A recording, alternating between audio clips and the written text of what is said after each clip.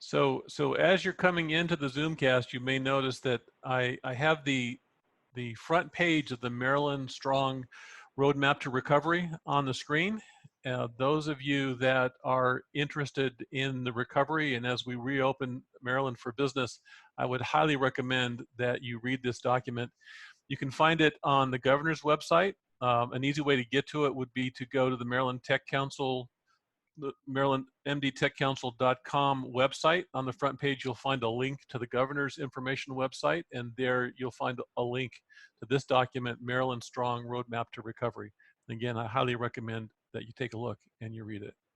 Okay, well, I have a couple minutes after the hour, and it looks like we have a large group that has already filed in, so let's go ahead and get started.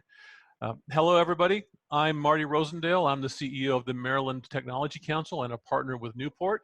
And this is the live CapitalM ZoomCast. Now, the CapitalM podcast was originally intended to further the regional conversation around capital markets, define issues, identify solutions, and build consensus to drive change in the region. We've pivoted, as so many of us have these days, we've pivoted to a live Zoomcast, and our focus is on the impact of the COVID-19 pandemic and the regional response. If you're not familiar with the Maryland Technology Council, we are the industry trade association representing technology and life science industries throughout Maryland. Together with our members, we are improving the business climate in Maryland and helping companies that save, secure, and improve lives around the globe. Before we get started, just a few housekeeping items. For now, your microphones are on mute. We will be taking questions and answers through the Q&A function of this video platform. So you should see at the bottom of your screen a Q&A icon. I will be monitoring that Q&A room as we're going through the discussion today. So if you have questions, feel free to type them in there. We'll be able to see them. It'll help us guide the conversation as we go forward. And then when we get to the end, we will make it a point to answer as many of those questions as we possibly can. And just a reminder that the Zoomcast is being recorded so that others can view it in the future. So again, thank you all for joining me. My guests today are Allison Redpath, the Director of Entrepreneurship and Small Business at the Maryland Department of Commerce. And Allison also led the industry task force focused on reopening professional services and office-based businesses. It's a task force that I had the privilege to be a part of. And our other guest, Mike Weigand, also was a member of that task force. Mike is the head of the COVID-19 response for Rowe Price. So Allison and Mike, thank you so much for joining me today. I appreciate it. Thanks. It's great to be here. Absolutely. Thank you, Marty. My pleasure. Also with us today is our Secretary of Commerce, Kelly Schulz. Secretary Schultz, I know that you and your team have been working around the clock, running like crazy to help and support business in the state. Could you give us a couple comments, what you see in the near future and where things are today? Sure, absolutely. Thanks, Marty. And gosh, I can't really thank you enough for having me on this call today. We try every single day to make sure that we get out the communications and information to the communities. And we've done probably 90 of these types of calls since March 23rd, just to be able to make sure that we can communicate with as many people as possible. And so my gratitude to you and your members for having us on today. And I do hope that everybody's family and community and neighbors are staying safe and healthy. That is the ultimate goal. But I wanted to talk a little bit about probably on what's on everybody's mind was yesterday's announcement with the reopening and the recovery phases that the governor had announced additional reopenings yesterday. That means, and this is a good thing, that we've seen good news about our rates of infection and hospitalization, because we know that when Governor started this process, he talked about his 4 building blocks to go into the recovery phase. And we are consistently looking and acting upon and procuring different types of PPE and testing capabilities and contact tracing and making sure that we have enough hospital beds. And so it's really good news right now that we're able to enter into this official recovery phase of stage 1, as the governor calls it, to be able to lift the stay-at-home order which includes guidelines for the safe opening of retail stores, manufacturers, some personal services such as barbershops and hair salons, car washes, pet groomers, and there's an entire list on our website at open.maryland.gov/back-to-business. open.maryland.gov/back-to-business. And we've also started reopening churches, houses of worship, faith-based communities. They can restart some of their services at a minimal capacity to be able to get back into that type of a practice. And so we're very encouraged by that. And the one thing that I want to point out is the governor's original roadmap to recovery was a little bit fluid because of the fact that they wanted to be able to make sure what the low risk, the medium risk, the high risk opportunities were. So last year, last week, going into a pre-phase 1 or stage 1 opportunity, the governor opened up outdoor activities like golfing and boating, hiking, et cetera, and then also elective medical procedures. And that was different from what the original plan was, but being able to look at and analyze, talk to the Department of Health, the Department of Commerce, look at the CDC guidelines, et cetera, we wanted to be able to make sure that we were doing everything in a way that was most productive, not only for the health and well-being of Marylanders, but also for the health and well-being of the economy. So we're pleased that that was able to take effect. With that, over the last several weeks, since the end of March, the Department of Commerce has worked, as you said, with 13 advisory groups of stakeholders from our key industry sectors. And thank you very much, Marty, for working with Allison and her team on that advisory group for the professional and financial services. It's an important way to be able to move into looking at how to reoccupy and reopen our maybe sometimes smaller areas within office buildings and looking at different types of best practices to move forward with that. But the first industries that we looked at were very much dedicated towards the tourism industry, accommodations, attractions, destinations, restaurants, retail, sports industry. And we did all of that and we broke them all down into very specific categories. And so that was our first, because they were kind of the very first hardest hit of the categories in those industry sectors that we were looking at. And then we moved very quickly into manufacturing and then the professional and financial services.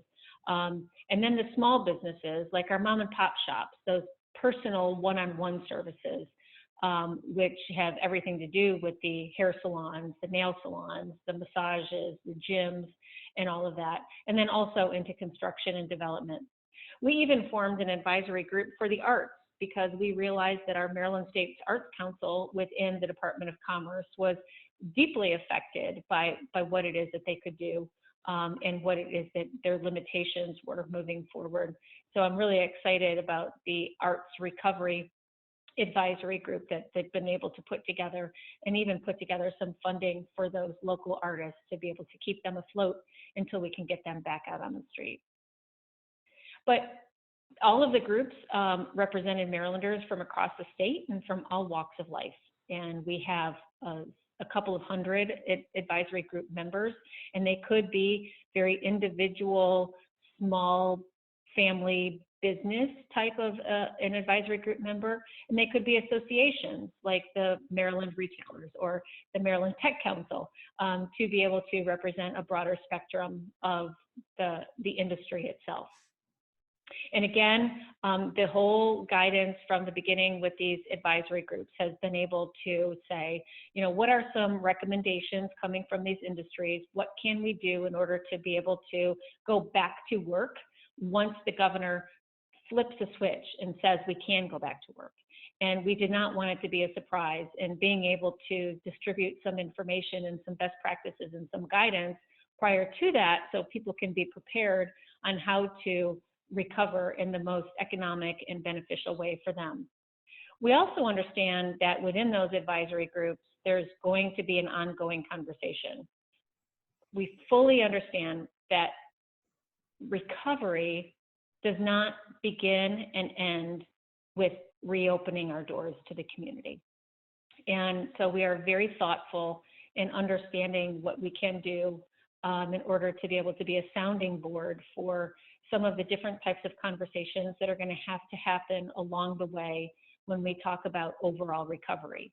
And that is going to be, it might have something to do with policy decisions. It might have obviously something to do with funding decisions and otherwise, but we wanted to be able to make sure that whatever it was that we're able to do, that we have members within our stakeholder groups that are there to be able to advise us so that we can understand what's going to be most beneficial for you.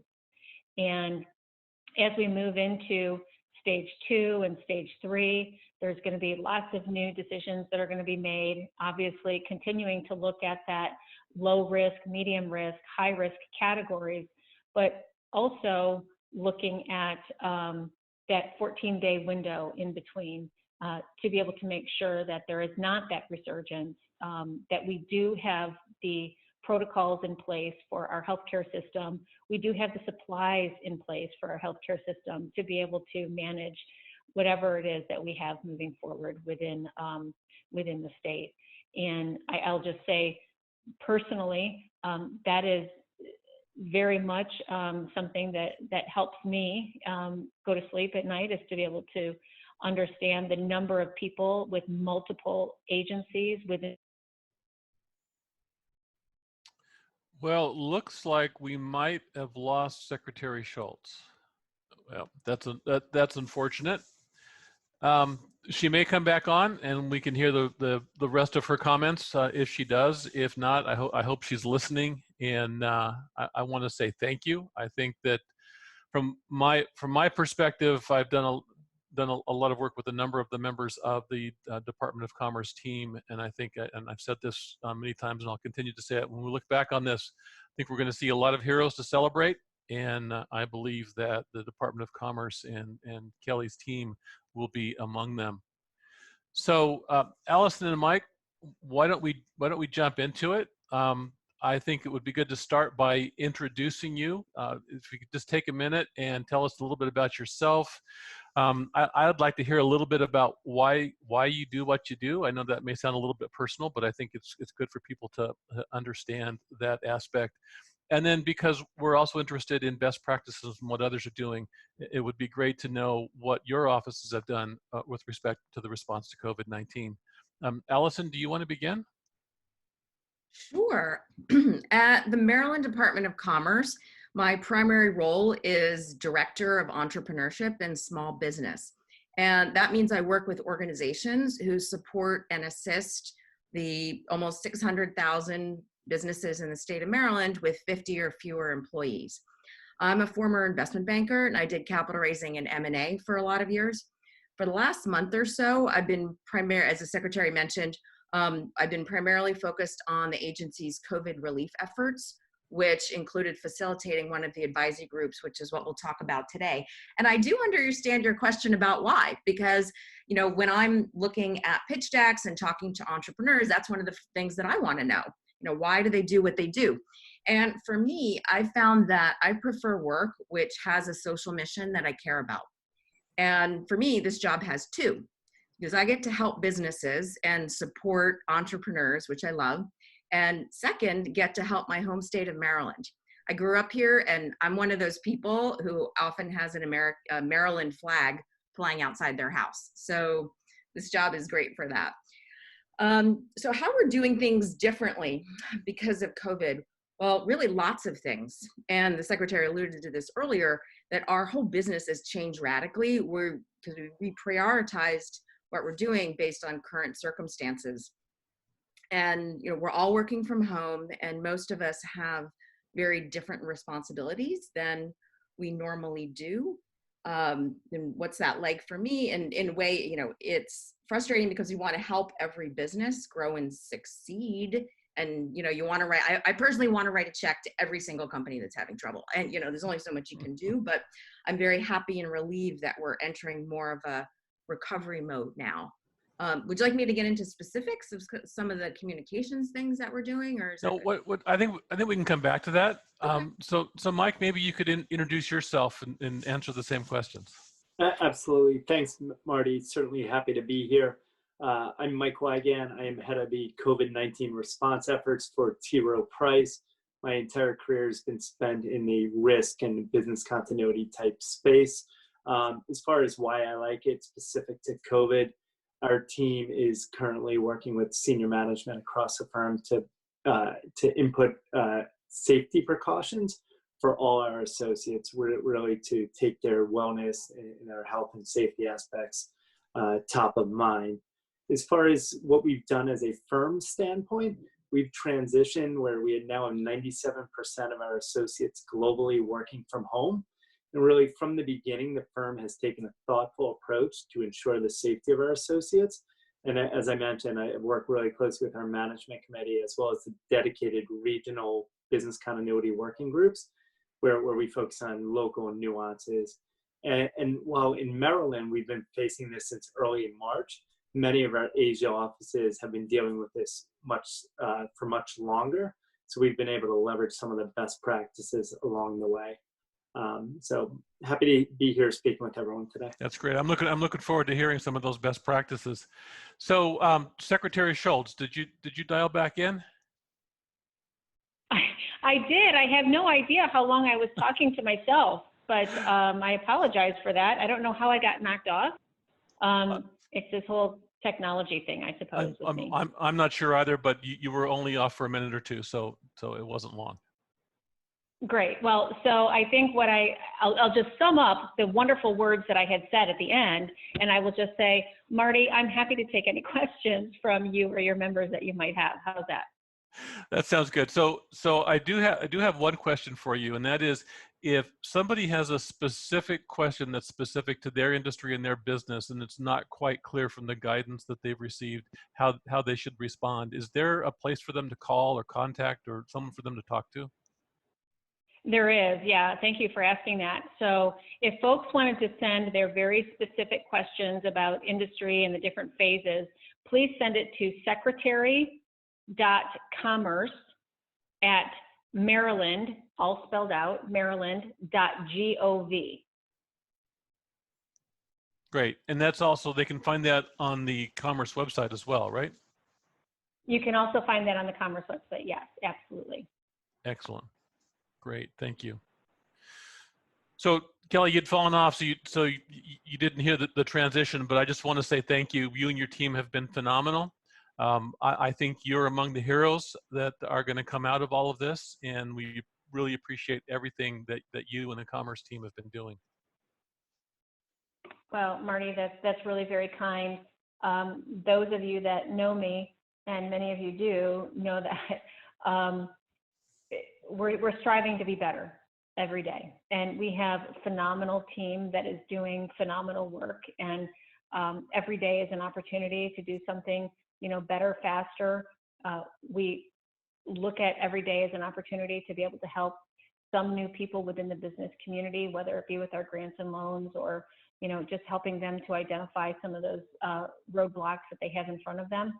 But the department itself, the mission has always been to be able to expand and to grow businesses in the state of Maryland, and then to be able to attract new businesses in the state of Maryland. And your organization has a lot to do with both of those. Right now, we are in a situation with the department with 200 individuals, a little over 200 individuals, who are doing nothing other than trying to sustain the businesses that we have right now. And so it's still business centric, and that's our mission and that is our focus. But the passion that these folks have in order to be able to try to salvage what we can from the smallest of the small businesses to the largest of the large businesses, and trying to find that equilibrium. And it's an everyday battle, but every day we're striving to do more. Great. Well, thank you. All right. So, Allison, I had the privilege of being a member of the task force that you led. I found it to be fascinating. I have to say, I was really amazed at all the participants on the task force. I felt like it was a very thoughtful discussion, very professional. I thought everybody was focused, motivated, passionate, and I thought we got to a great final product. Now, I know that we were one of a number of task forces. Maybe you could give us some background on behind the task forces, how they were set up, how they were run, and specifically more about the one that we were focused on with respect to professional services. Sure. Well, this was driven by the governor, because when he makes decisions, the governor wants to weigh information from a lot of different sources, and very importantly from the business community, right? And for the reopening, he asked the Maryland Department of Commerce to get opinions from the people in lots of different types of businesses throughout the state who may have different needs when formulating those recommendations. And so at the Department of Commerce, we formed about a dozen task forces for different areas of businesses. The formal term that we've been using is advisory groups. And there was about 15 or 20 businesses in each. And I'll go through the list just to give you a sense. Attractions, so including casinos and museums. Accommodations, so that would be hotels and campgrounds. Transportation, so airports, ferries, bus lines. Destinations, including things like the convention center, and the mayor of Ocean City was involved in that one. Restaurants and bars. Wineries, breweries, and distilleries, who, although they're similar to bars and restaurants, have their own specific needs. And then sports, so Orioles, Ravens, golf, boating. Retail, and then manufacturing. Construction and development was a separate one. And personal services and gyms was a separate group. So that would be things like salons, yoga studios, and similar businesses. And then ours, which was professional and financial services. So that was the only, if you'll note, if you think about the other groups, ours was the only office-based group. And that's in a lot of ways what these companies had in common. And our group included, as you know, banks, like commercial banks with branches, as well as CPAs and financial advisory firms and real estate companies. So, people who were doing mortgages, who are showing houses. And so it was a pretty broad range, as well as technology, of course. And the objectives of the task force is, from the commerce side, is one, for us to listen, right? I wasn't part of I'm not on the task force myself. So want to listen to what businesses are saying. And two, keep the conversation focused on the scope of what we needed to do, which was coming up with recommendations about what the businesses themselves should be doing to keep their employees safe and keep their businesses going, and keeping their clients happy in a lot of ways, and helping their clients feel safe as well. And what was not in the scope of this is telling the governor what to do, advising him on timing or any of that. That was not part of this. And then the outcome was to write a report summarizing the group's recommendations in a way that everyone was happy with, and not let, it's not just about big businesses or small businesses or any particular sector, but something more generally applicable to all kinds of office type businesses. And as to your question about how it went, I mean, I everything I've heard has been great. It was very definitely fast paced and intense, and a lot to do in a fairly short time frame. The members of the group, you all were so fantastic, so understanding, because I know everything was like, okay, we need this information by tomorrow, and then we have to have another call. And everyone else on the, everyone's running their own businesses and, has their own teams to think about. And at the same time was able to come up with quite a lot of fantastic information. And, in the end, everyone said that the final report accurately reflected the opinions of the group, which is what we wanted. We also talked to some other businesses which weren't officially in the group, but it was good to, it's always good to get more opinions, because we want to represent the whole state. So we tried to make it as broad-based as possible. I'm curious, and I probably could have asked this question when you and I were talking before now, but our report from one of these groups was 15 pages long. are these being consolidated? Are all these reports being consolidated into one review, or how is that being managed? Right. What happened after the task force? Those reports went to the governor's office. And in fact, there was someone from, there was on each of these task forces, there was 2 people from Commerce who were coordinating. And there was also someone from the governor's office who was invited to all the calls, saw all the documents, and was aware of what we were doing. And those ended up being consolidated in a way. The health department also gave comments because, as you both will know, there was nobody from the health department in our group, right? So that is the kind of information, the scientific information is evolving all the time. And so I know that those reports were reviewed by the health department, and that became input for the governor's subsequent decisions. And it also formed a bit of a base for, you see these one-pagers about best practices for different industries. A lot of that, which is on our website and are being released gradually. The professional services one hasn't been released yet, but a lot of the others have. And the opinions of the groups were a lot of the input to go into those as well. Great, thank you. So Mike, Rowe Price is an international organization. You're the head of the COVID-19 response. You mentioned best practices from around the world, and I know that during the meetings of the advisory group of the task force, you were particularly thoughtful in the ideas and things that you came up with. Can you share some of that international perspective and what you're seeing around the world as the world economies begin to reopen?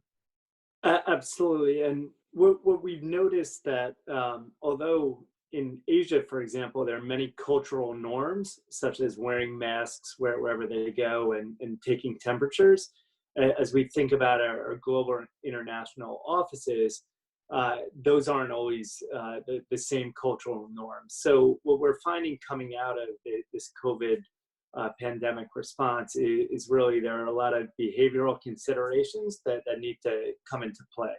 So as a firm collectively, we're implementing additional measures such as physical distancing for all of our employees when they come back into the office.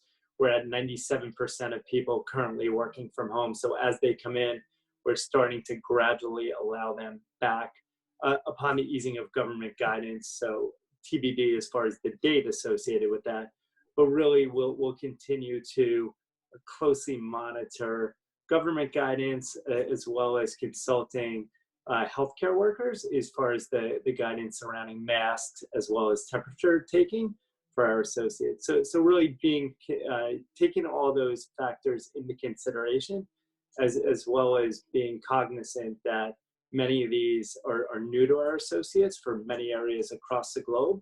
And as a result, there's going to be a lot of change that comes out of COVID. Mm-hmm. Mike, does Rowe Price have other offices in other parts of the world that were closed and are now open again? Yes, actually our Hong Kong office just reopened as of a couple weeks ago, as there has been no new cases in Hong Kong for an extended period of time right now. The government is continuing to monitor cases and closely track as and when they do occur. But as a result, we've started on a voluntary basis, allowing our associates back into the office on a staged approach and continuing to closely monitor there. Mm-hmm. But it certainly is positive news that we are looking that the rest of the world is eagerly looking to move in that direction as well. Yeah, no, that's great. That's good to hear. We're all watching. We're all cautiously watching what's happening elsewhere around the world, and I think it's incumbent upon the business leaders here as we reopen. It's incumbent upon us to make sure we reopen cautiously. We reopen, taking all of this perspective into account. So I'm curious. When I was participating in these meetings, I'm always amazed at the innovation and creative ideas that people come up with. I mean, I remember somebody said that they were going to recarpet their office with carpeting that had a pattern in it that allowed people to see 6-foot distancing, and so they could see how close they were getting to others in the workplace, and a number of other really creative ideas came out of it. I'm curious if either of you had any aha moments that when we were having these conversations and you were listening to others talk about best practices and what they were doing in their businesses, if you had any moments like that where you just that's a fantastic idea. Allison, you want to start, and then I'm happy to go in. Sure.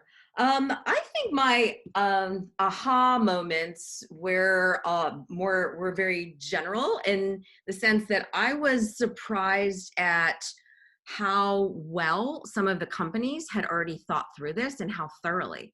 So, for example, the Cushman and Wakefield was involved on our task force, and they had a huge book of all kinds of fantastic creative ideas all ready to go. And this is fairly new, right? So I was so amazed and impressed at how far along some of the businesses already were on their own. Now, so of course, bigger businesses, like a Rowe Price, who already had their whole plan. But that for me was like, wow. Yeah, and I would echo that, and also say each and every one of the business leaders that were representing their companies, first and foremost, safety was the primary factor as far as looking out for their employees to ensure that they're able to return to the office in a safe manner, implementing additional protocols to help them as safe as possible. The real aha moment for me was that there was very much a differing of opinion as far as what that safety meant, and that's pretty consistent as you listen to medical professionals across the globe, as well as different political leaders, that it is varying. So from that aspect, it wasn't necessarily a huge surprise, but it was something that came through as part of the group. No, I think that's a good point. I remember, so one of the common themes was flexibility, that we needed to build in the flexibility to accommodate all different types of businesses and what they had to contend with, whether it was from customers that had to have access to the office space, or their employees, and not just the physical safety, but the mental well-being, and making sure their employees were comfortable with the measures that were being taken, and what was happening in the office as well.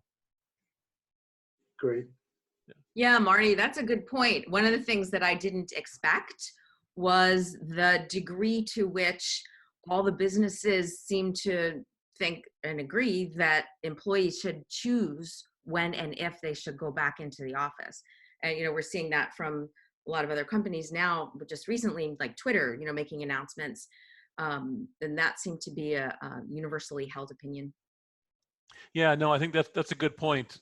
Here at the Tech Council, we just had a meeting of our staff today, since the governor announced yesterday that, I guess it's tomorrow night, we're going to shift from a stay-at-home order to a safer-at-home guidance. And we're an organization that can work from home. The transition to us was not that challenging, and so there's no reason for us to rush back. And we're telling the employees that even when we do go back, it's going to be 100% flexible as far as working from home or coming into the office. And so I think a lot of us have made that transition. Some offices don't have the same luxury. The employees do have to come in, the customers have to come in, and so they need to implement different kinds or possibly more robust precautions as a result. But I just think the commitment to getting this done, getting it done right, getting it done responsibly, has been amazing. So Mike, you mentioned you've talked about what Rowe Price has done. So I imagine you're thinking about getting your other offices back to business. What are you looking at in terms of the guidelines and things that you're going to be following as you reopen your offices? Absolutely. And one thing I would like to reiterate is we're closely monitoring the government guidance. So really taking into account everything that Governor Hogan's coming out with, and that's been really helpful as part of our planning efforts as well. As we begin to open up the offices, we're really thinking about how we could put our associates first. And we are mindful that many of our associates, with schools being closed now and with summer camps being closed, they're not able to return to the office immediately, as they need to work through their family situations at home. And therefore, to the earlier points that were raised, we're allowing our associates to return on a voluntary basis at first, as we have found our associates are able to effectively work remotely in the current environment. So as we begin allowing people back into the office, we're implementing different measures to ensure we have physical distancing throughout the office. So items such as marking off within our elevator banks a maximum capacity, so only allowing either 2 or 4 associates into the elevator at a particular time, putting floor markers on the floors, showing people where they should stand, putting guards amongst, putting plexiglass in front of our security personnel and really ensuring that they're protected, performing regular cleaning throughout the day, removing certain chairs from our conference rooms so we're able to control how many people are in those conference rooms, and really just continuing to monitor where we have any issues that might need additional attention. And then we're currently also working with our facilities teams to provide deep cleanings over the weekend to provide a even safer environment where we have time to do so. Mm-hmm. Mike, I'm curious, as you were talking about the steps that you're taking, how much of that are you putting into operating procedures, actually documenting, and how much of it are you leaving as guidance to be followed?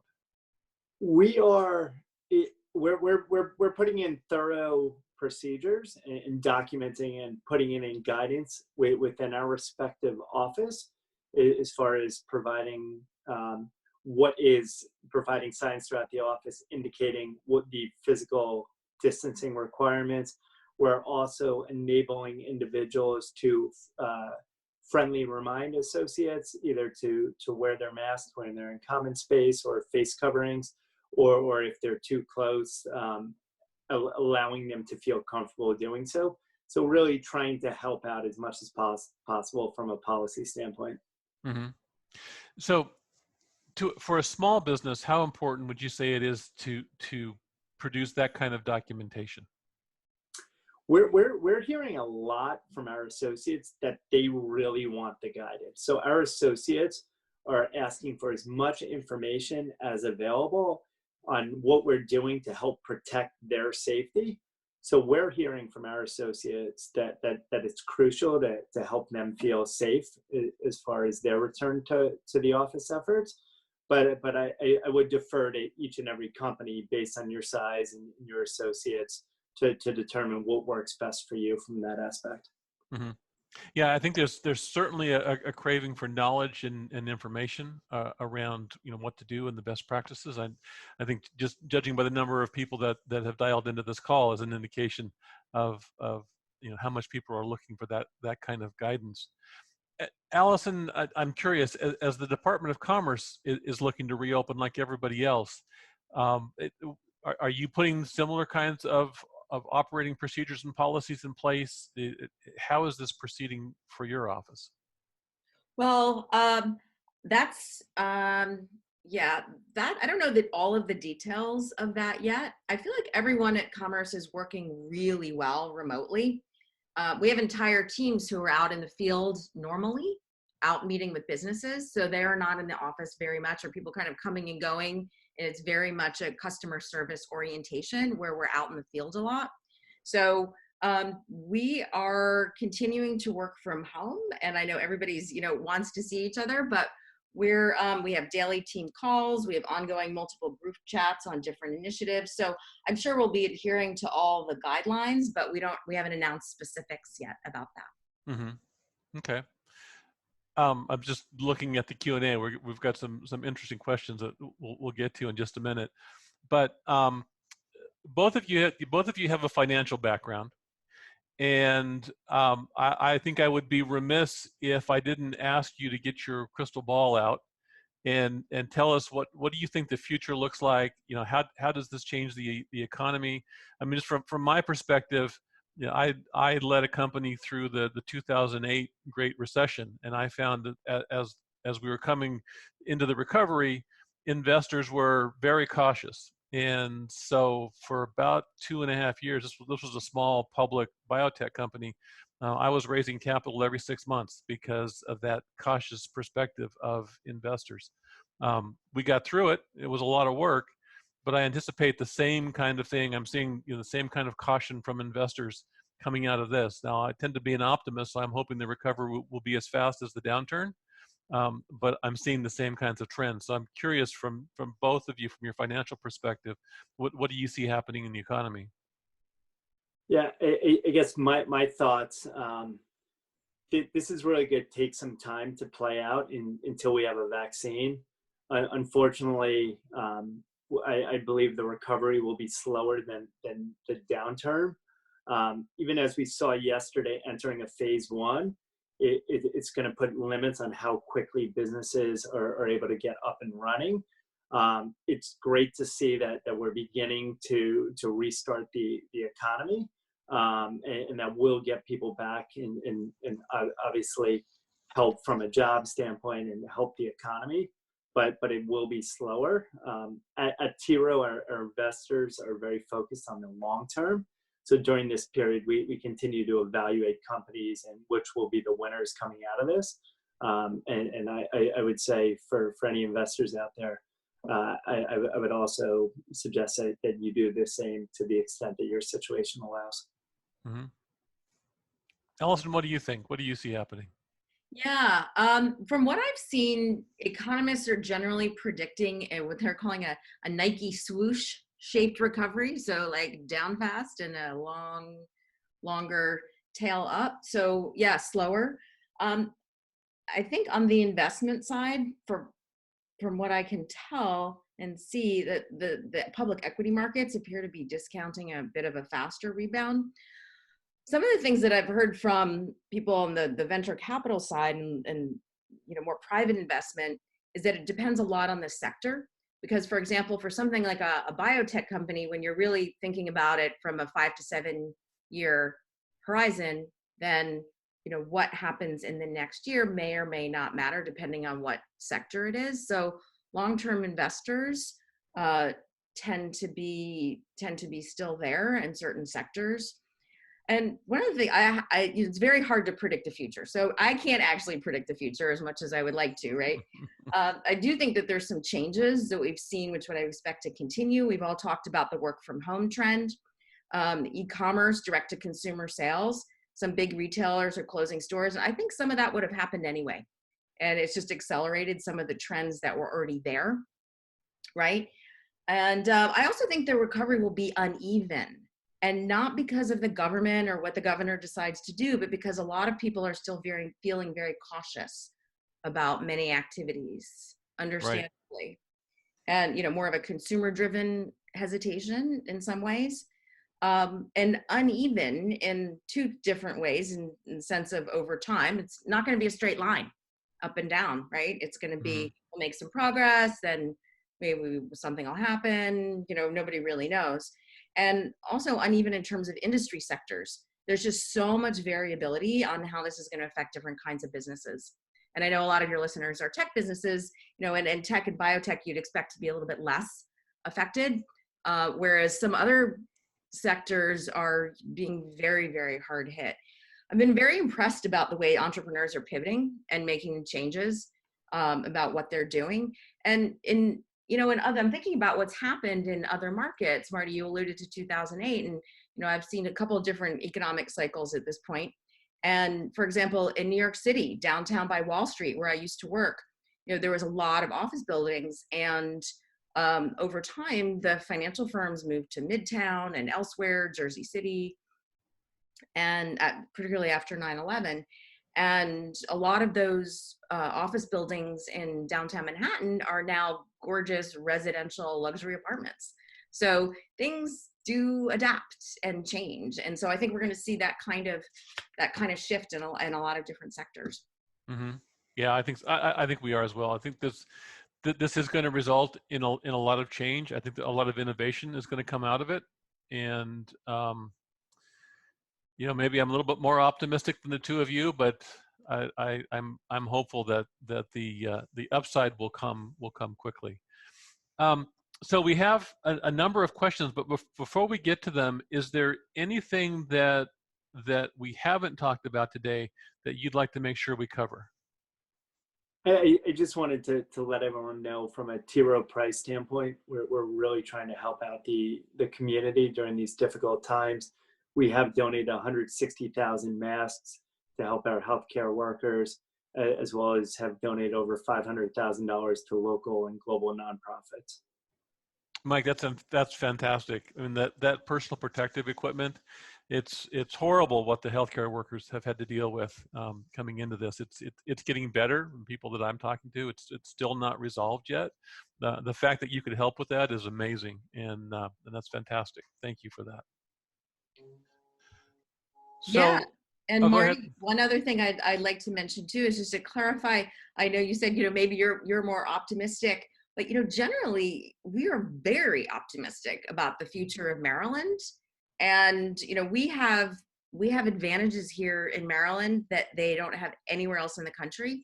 And I think particularly, as mentioned, technology and biohealth are less likely to be affected. And the Department of Commerce functions really as an advocate for all types of businesses in the recovery process. So we're going to be continuing to do that. And, I do think that we are optimistic, but we just understand it's going to take a little while too. Right. No, I wasn't saying you weren't being optimistic. I was just saying I might be a little bit more optimistic. Allison, I have seen in the state of Maryland just amazing things happening over the last few months. I'm watching biotechnology and biopharma companies that are developing vaccines, diagnostics, therapeutics at a pace that just 2 months ago anybody would have told you was impossible.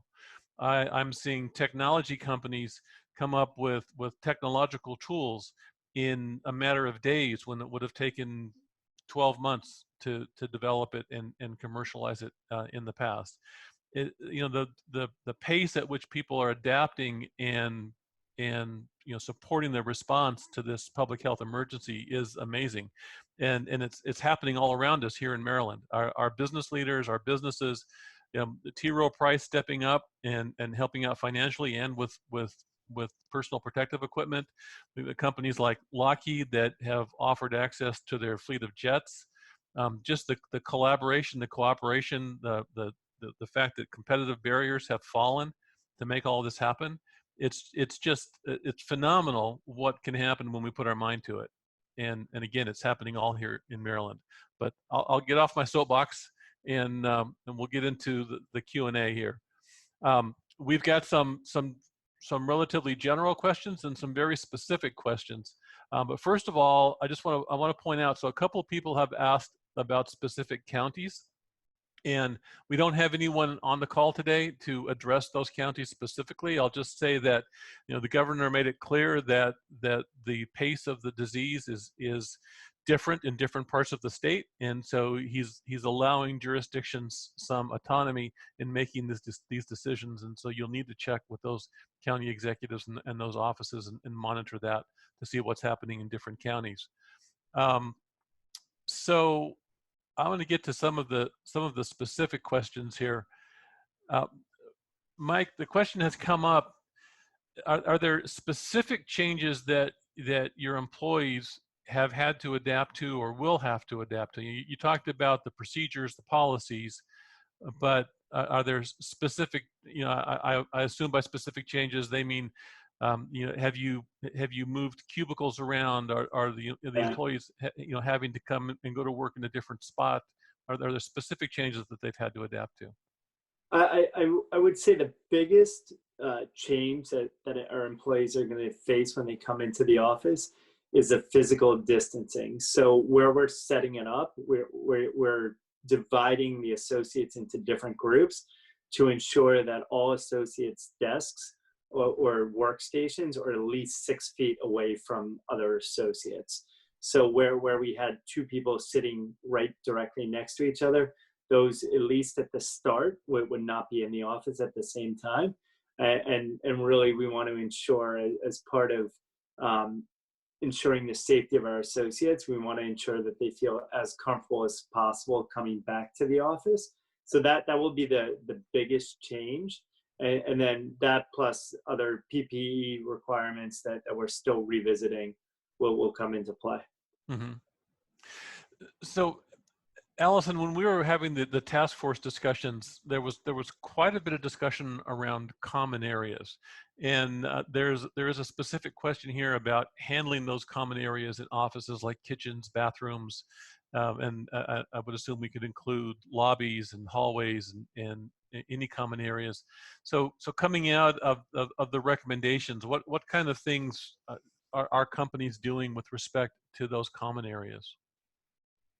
Yeah, well, to review, we did have a big discussion about that, because there were several companies that were saying we are going to require face coverings for every place in our building because that's what's going to make our employees feel comfortable.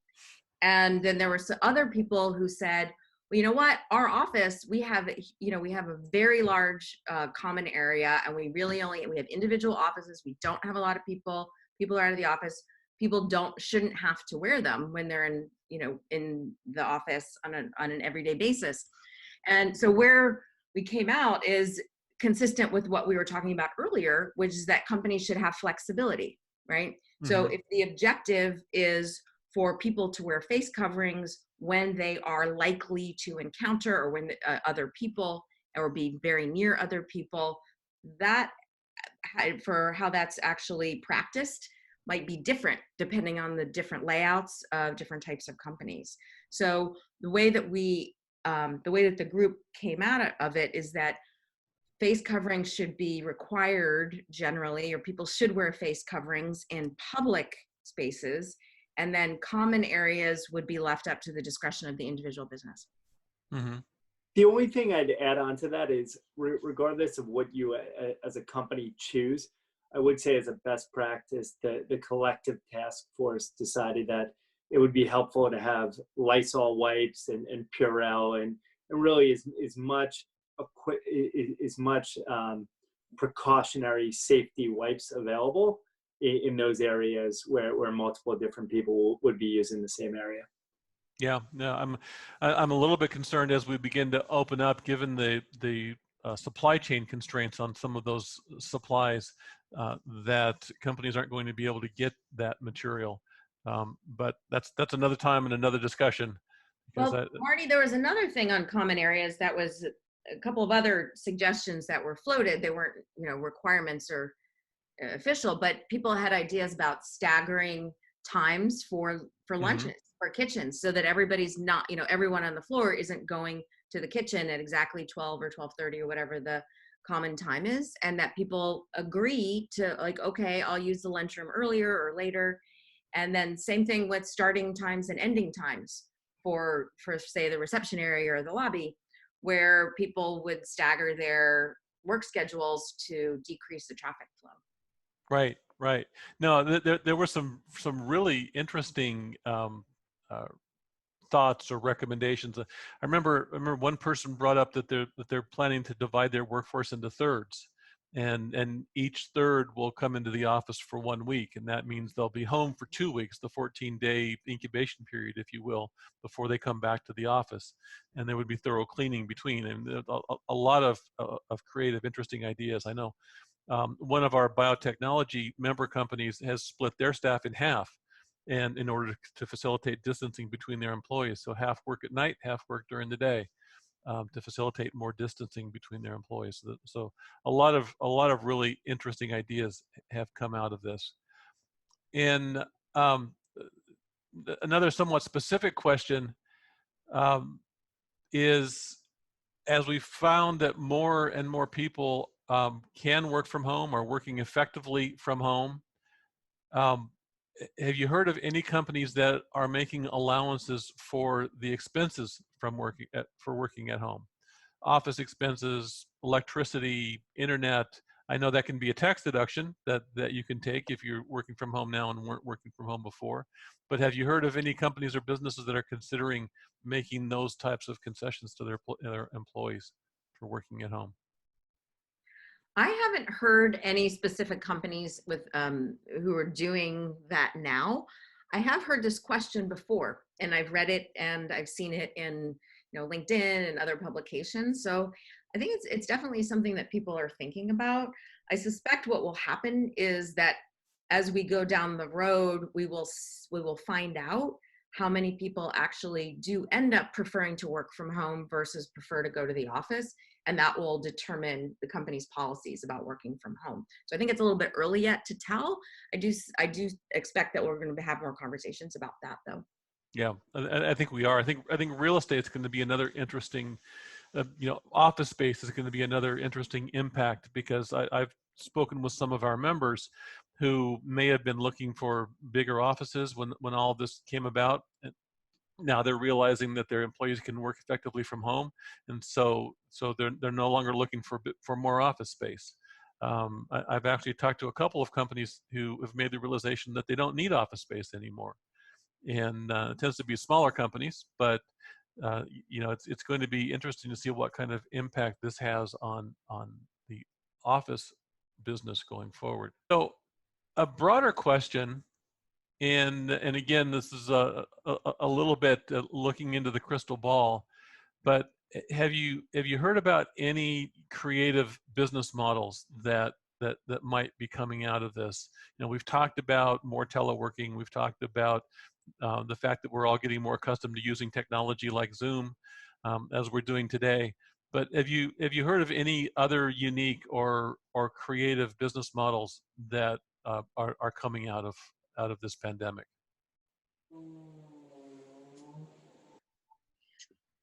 In general, I've been impressed with how well companies have pivoted. I mean, just on an everyday basis, companies I know who used to have retail businesses to sell a particular product are now, restaurants. They're now selling groceries. They're becoming corner markets, and companies that have delivery platforms are using those to put a lot of different kinds of products through, because that's where the demand is. So people are looking at their assets and they're saying, what am I good at?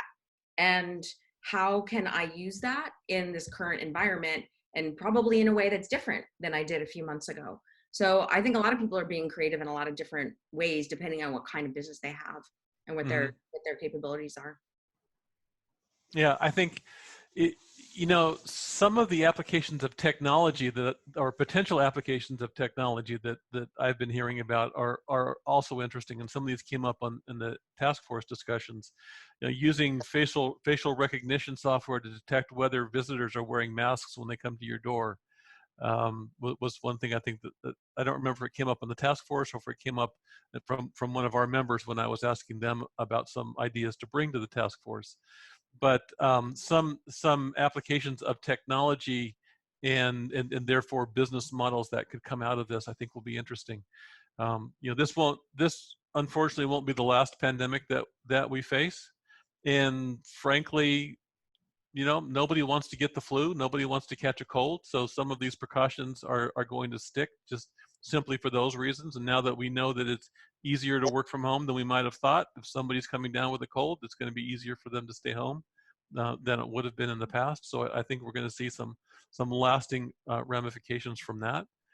I was thinking today in preparation for this call, coming into this pandemic, we were already seeing, more and more the presence of Purell dispensers, in hallways and in lobbies and such. And so now I think that's going to become pervasive. We're going to see that everywhere.